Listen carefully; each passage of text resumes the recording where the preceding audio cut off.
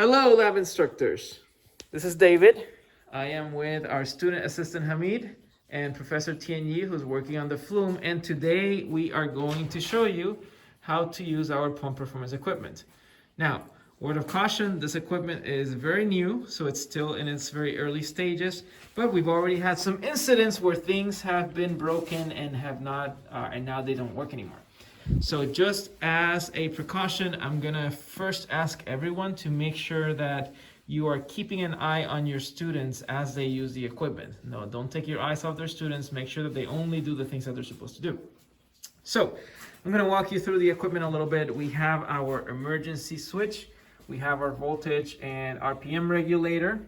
We have the pump itself. We have the little pump filter thing. And then we have our space for priming and our water tank. Before we begin, you're gonna wanna make sure that you fill up a couple of these jugs with water. You can get water from the old fluid mechanics lab, or you can just send the student to fill it up with water.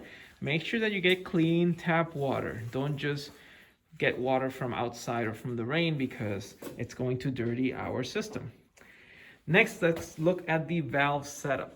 First, our little priming tank should have the valve closed at the beginning.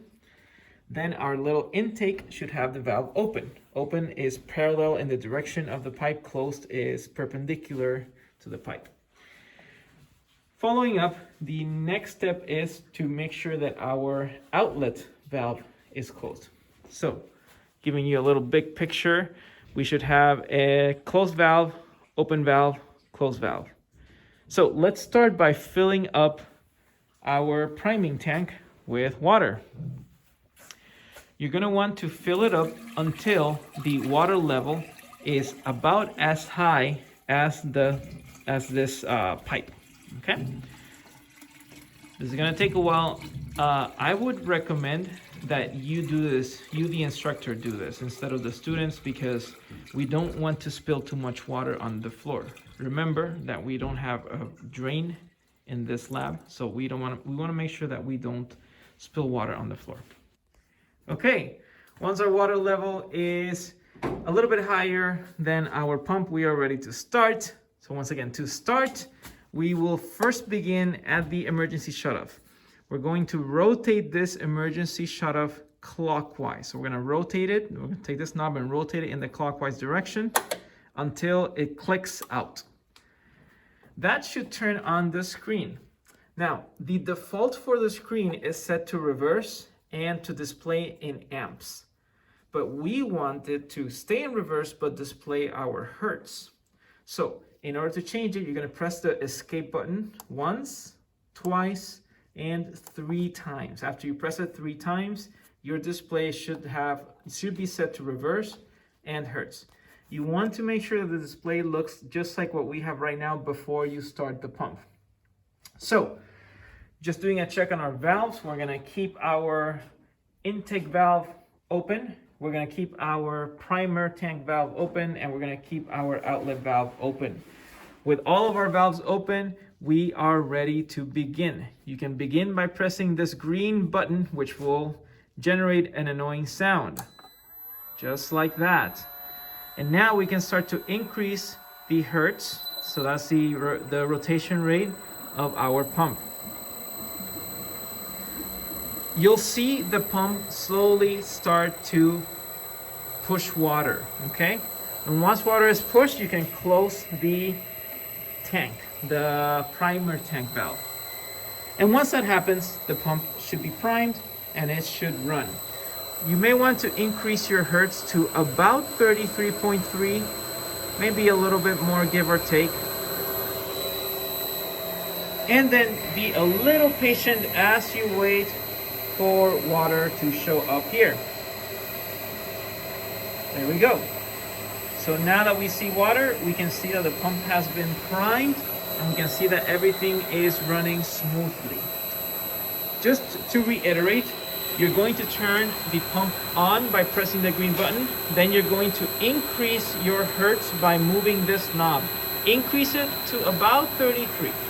You can increase it as fast as you want. The pump will slowly regulate its increase rate. But the important thing to note is that before this primer tank empties fully, make sure to close the valve so that the pump can now run, transferring water from its tank to itself. Okay, so we have now the pump running. Everything seems to be working fine. Make sure that we have the revolutions per minute, the hertz noted here, and make sure that our flow rate is measuring some flow. You can increase your revolutions per minute, or you can decrease them as well. I would recommend that you run with a faster RPM, which will produce a higher flow rate. This will give us a little bit more wiggle room in our calculations.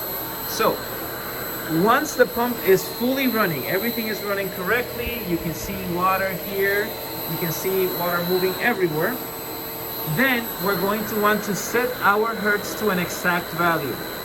For this lab, we're going to have your students set your hertz to 40, exactly 40 hertz. We're going to have the pump rotating at 40 hertz. That should produce a flow rate with all the valves fully open. That should produce a flow rate of about 7.8 gallons per minute. Once all this is running, have your students turn on the pressure meters. We have two pressure meters, pressure for the inlet and pressure for the outlets. They can turn them on by pressing the power button. It's a little hard, so make sure that they press hard in order to open or to turn on the pressure gauges. Give some time for the pressure gauges to set, so wait just a little bit and then you'll start to get your pressure readings. Your students are gonna get 3 measurements. The first measurement is the flow rate. They're gonna write this number down. The second measurement is the inlet pressure. This inlet pressure is in pounds per square inch and it's a gauge pressure. And the third measurement will be your outlet pressure. Oh, I got these mixed up. This one is the inlet, this one is the outlet pressure. Make sure that you know where your cables, where your manometer tubes are pointing towards. So, students are gonna measure these pressures. Students are gonna measure this flow rate. That constitutes one data point, your one flow rate and your 2 pressures. Then students are going to manipulate the flow rate by slowly closing the valve. So we had a flow rate of about 7.8, give or take, and I'm gonna slowly close the valve. You close it by rotating it clockwise, and that's going to slowly lower my flow rate. Try to have your students lower your flow rates in increments of about 0.1 gallons per minute if possible. If the students close the valve too much, they can open it a little bit in order to increase the flow rate. Once you get to a second flow rate, you can now measure the pressures, the inlet and the outlet pressures. And your students are going to keep repeating this procedure by slowly closing the valve in order to get a new flow rate and then measuring the corresponding pressures for that flow rate. When your students are done, by that point your valve should be almost closed. They're going to take about 5 measurements. So when your students are done, then they can close this valve and they can reduce the hertz of the pump to 0. And now in order to turn off the pump, you can press this red button. So everything should be off by now. So once all the electronics are off, you're going to want to press the emergency off switch. Just press it. And that should finalize our shutting down. Thank you. And before you leave, you can turn off the pressure gauges by pressing the power button.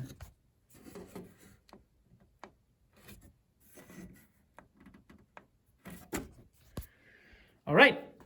Now, a couple of things to note. Before you leave, you can also make sure you open these valves Couple of things to note. Notice that the water in our tank is a little dirty, and you'll see that the filter is going to probably get dirty when you use it. That's okay. Don't worry about it. Our student assistant will stop by once a day to clean the filter. Please do not take it upon yourselves to clean the equipment or clean the filter. Let's try not to dismantle and reassemble the system ourselves. Let's let the student assistant and the lab techs take care of that. Once everything is turned off, all the screens are off, all the valves are set back to their on position, we have officially completed this lab and we're done.